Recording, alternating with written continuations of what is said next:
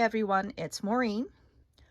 While I was going through my videos on all of my garb that I've been creating as of late, with all the beautiful Renaissance gowns and fabrics, I realized I didn't make a video on the last two dolls that I made, so that's what we're doing this month.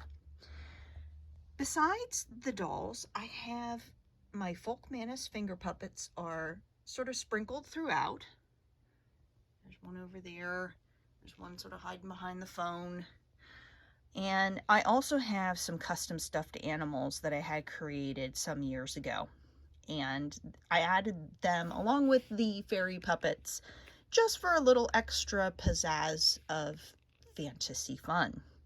I also have some of my finger puppets up on the top of the bookshelves with my wood baby puppets, which are, Renaissance fair based puppet. Anyway, so our lovely friend right here has a turquoise, or actually probably more peacock gown with matching trim as far as a undergirdle is concerned. There we go. Going all the way down the front.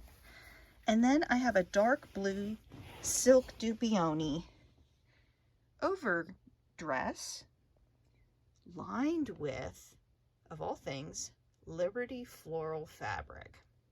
So this fabric, the dark blue, plus this interior lining fabric, I actually got while I was in London. So it was really wonderful to be able to find a pattern that was an appropriate doll floral pattern. I still have more of this interior fabric. I still have more of the blue.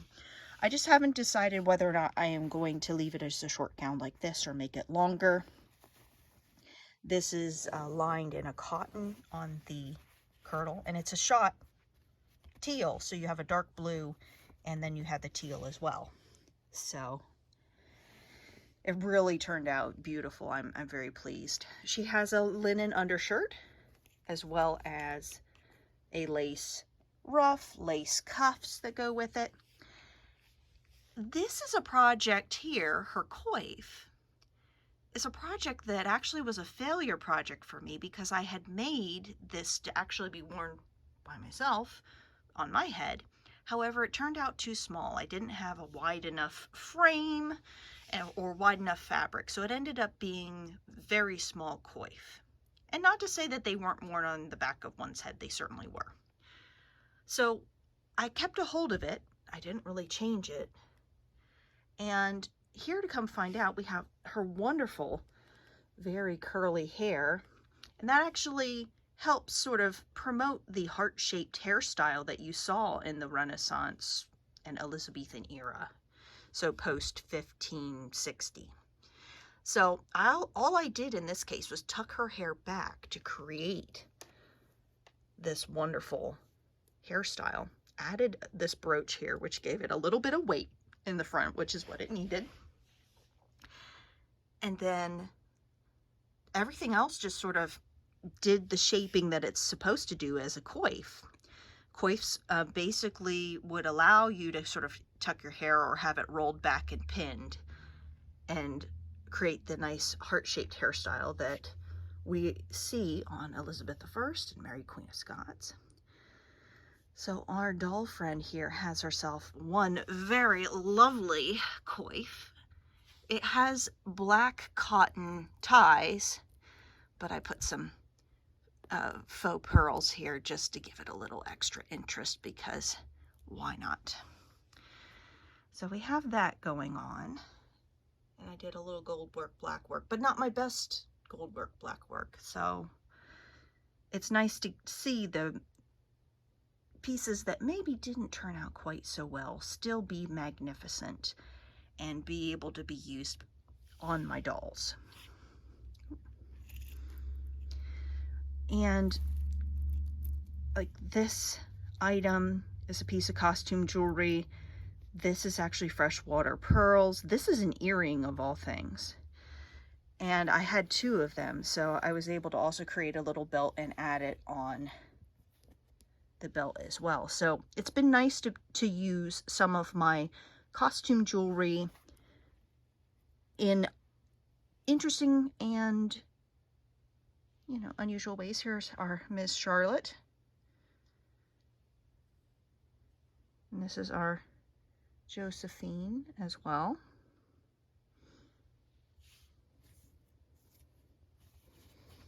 Oh yeah, see, it's completely lined with that Liberty's fabric. It is just, and this is a silk satin. It's really just lovely. Let's see here. Oh, and I used a piping. I found a piping trim that I was able to use just on the sleeves and gave it just a little extra oomph. It's nice when you can find things like that. The next choice I have to figure out is if I want some of this lining fabric to sit on the outside or not. But I'm not in any rush to make that decision because I'm just enjoying it as it is. So it's really just wonderful to make this composition, and Josephine looks amazing.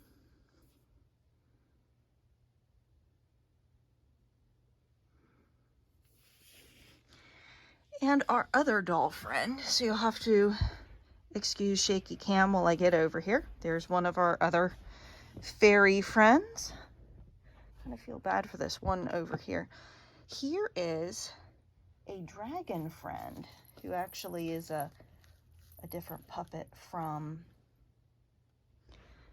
Etsy.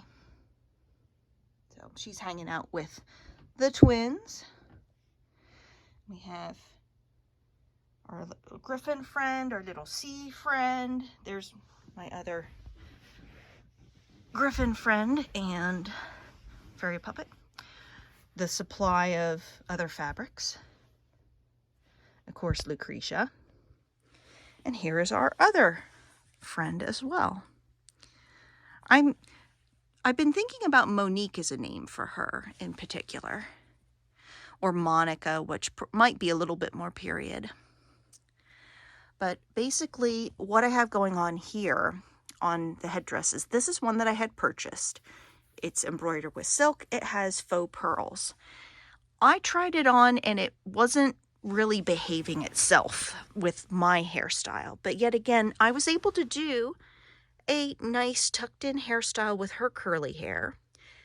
And it created that nice heart shape hairstyle that we see during the Elizabethan time frame and late Tudor. So of course we have the same ruff. We have a linen underdress, linen cuffs. I have a dark purple silk and a different Liberty lined fabric that I am going to be using for an outer dress for her that I haven't gotten around to doing yet. So I will be creating another video when I complete that outer dress for her. We have another little unicorn friend here hanging out. And of course Lucretia is wearing all of her good dangly thingies. See, we have a belt with a pomander on this lovely lady. Oh, she's leaning a little forward here. There we go. Sometimes the cats like to get and rub up against the dolls a little bit, which unfortunately can make them a little unstable. She does have shoes on underneath here that do help her balance a bit. But she is tall enough that there's like a weight challenge. We'll see what happens once I have the appropriate outer gown, if that's going to counterbalance some of her weight balancing issues per se. So, but this is our friend Monica. We've got the twins, of course. And then, of course, we have all our other friends over there. And actually, if I remember correctly, oops, and here she comes trying to fall forward because I bumped her. Here. There we go. All right. There she is. She's back to balancing. This was Josephina. So that's the wrong name that I gave to our other friend over here.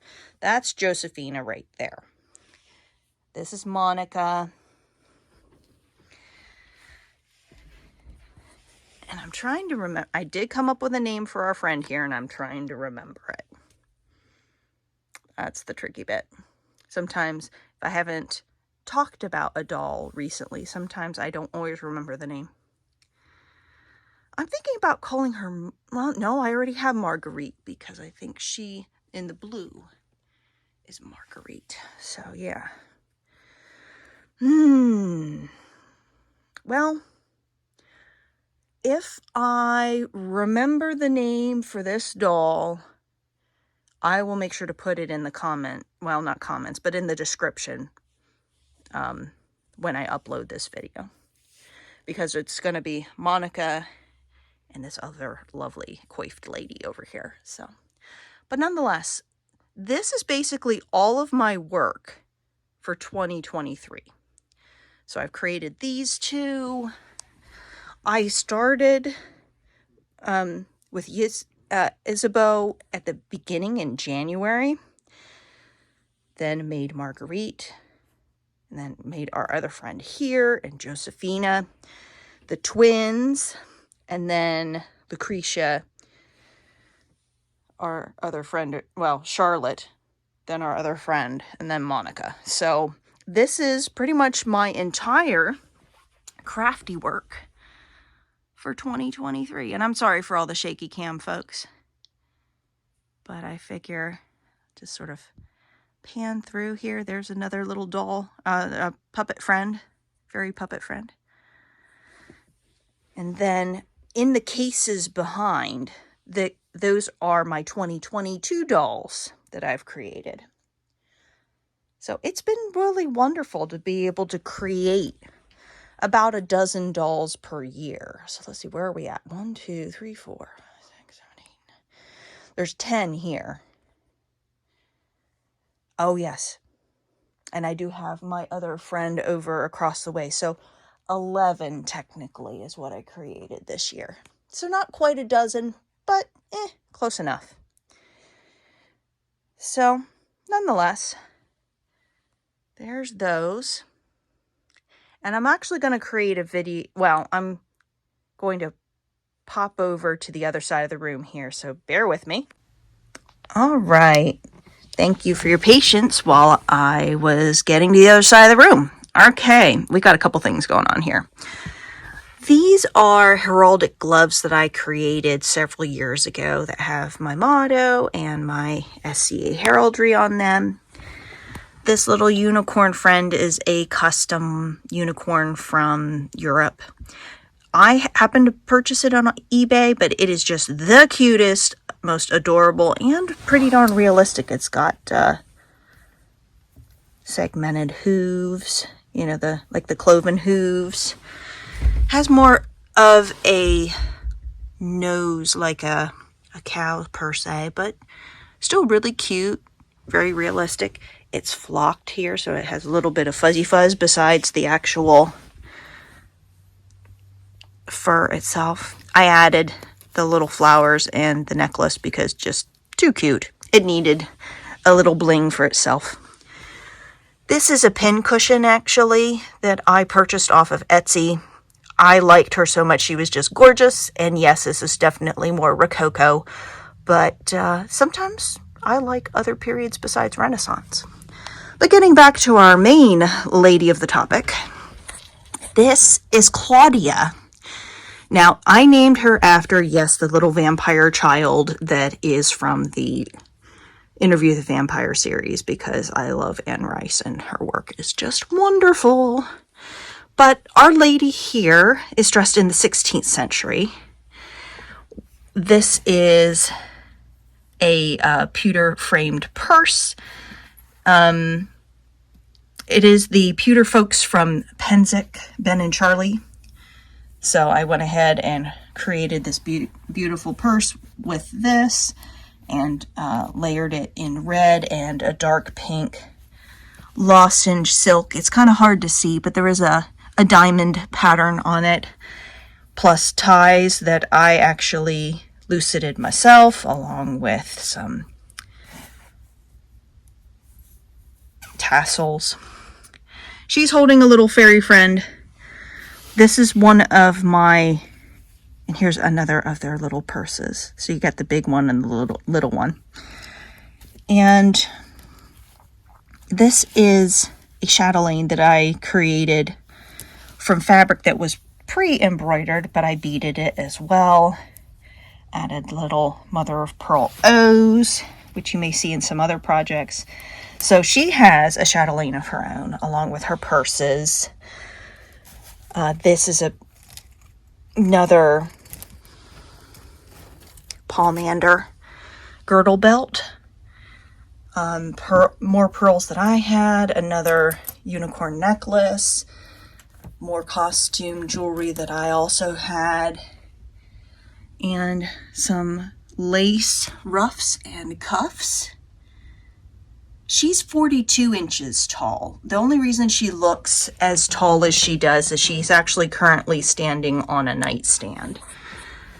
But this gown I purchased, and it was a bit snug for me when I originally got it, but the sleeves are quite narrow for me, and it actually works out beautifully for her. I only had to do a little bit of pinning underneath her linen layers, because she does have a bum roll, and she has, you know, a linen shirt underneath this, and which gives a little bit of structure to the rest of the gown.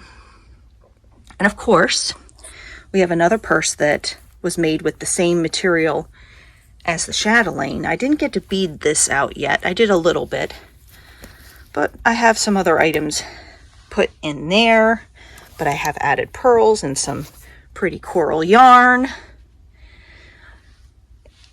Basically have several accessories for her, and there's actually a black and white bag, sort of very similar to the pouch that I have, that I just put on her for storage sake. But besides our other dolls and other things down here, she has a doll friend. My doll friend has a doll friend. This doll actually was made by the ladies, well, one of the associates there at the Tudor Tailor shop. So the doll itself was made with one of their kits, has the blonde hair. So everything that you're seeing for the outfit is what they created. This just happens to be a token from an SCA event. I threw it around here. This is one of the necklaces that you can get at the historic royal palaces, and it's just the right size for a doll friend. So I put that on there like a little chain, and then I had some other jewelry pieces. So she has a little collar, so to speak, going on here. So yes, a dolly friend for my dolly friend, Claudia. So I don't have a name for our little doll over here at this point. I haven't come up with one, but you never know. I'm trying to remember the name of the doll from Rugrats.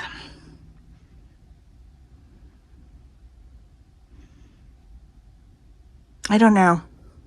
But that could be fun. A Renaissance version, except the hair isn't all wonky, and we're not going to make the hair wonky because no. But that might be a possible name for our little doll friend. But anyway, this is what's on the other side of the room. Was also a doll that I completed here in 2023. So this video is a longer video compared to my normal one. So if you've made it this far, thank you so much for being patient and watching the video so far. If you like doll content or historical clothing content, please consider liking this video, sharing it with your friends. You can also comment below. When you interact with my videos, it shows YouTube that you're interested in this content and basically makes it more viewable for you and more viewable for your friends. If you have any questions, you can leave them in the comments below. I also have a community tab if you did want to put any questions out there on any of the posts that I have. I monitor my site, so I should be able to see that comment come in pretty quickly. And I will see everybody in next month's video. Take care until then. Bye-bye for now.